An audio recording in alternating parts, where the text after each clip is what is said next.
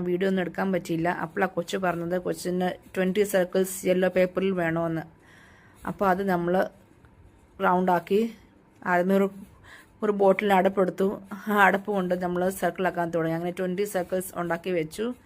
20 circles ഉണ്ടാക്കി വെച്ചിട്ട് നമുക്കത് കുഞ്ഞു കുഞ്ഞായിട്ട് മുറിക്കണം. സ്കൂളിൽ എന്തോ പ്രൊജക്റ്റാക്കും കൂടെ. പിള്ളേർക്ക് പ്രൊജക്റ്റ് തരുമ്പോൾ അപ്പനും അമ്മയ്ക്കാണ് ഉണ്ടാക്കാൻ തരുന്നത്. അങ്ങനെ സർക്കിൾ ഉണ്ടാക്കി വയ്ക്കുമായിരുന്നു.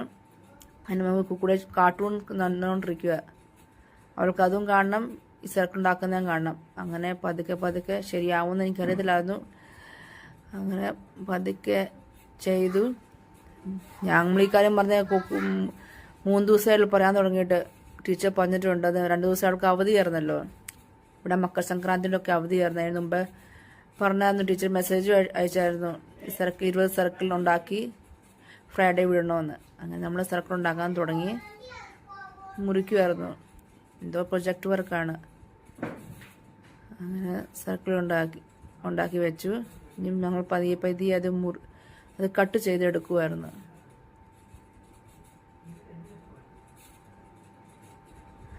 അങ്ങനെ കട്ട് ചെയ്തപ്പം ഇങ്ങനെ സർക്കിളായി വന്നു.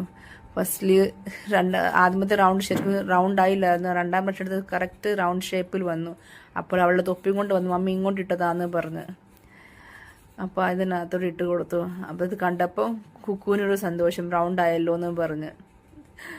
പിള്ളേരുടെ കുഞ്ഞു കുഞ്ഞു സന്തോഷങ്ങളല്ലേ, ഉള്ള സന്തോഷം കണ്ടു. അങ്ങനെ പിന്നെ ബാക്കി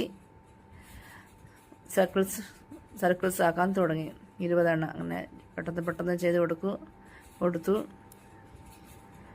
അവളെ ടിട്ടു കാർട്ടൂൺ നടന്നുകൊണ്ടിരിക്കുക. അത് ഓഫാക്കാൻ പറഞ്ഞ് ഓഫാക്കുകയില്ല.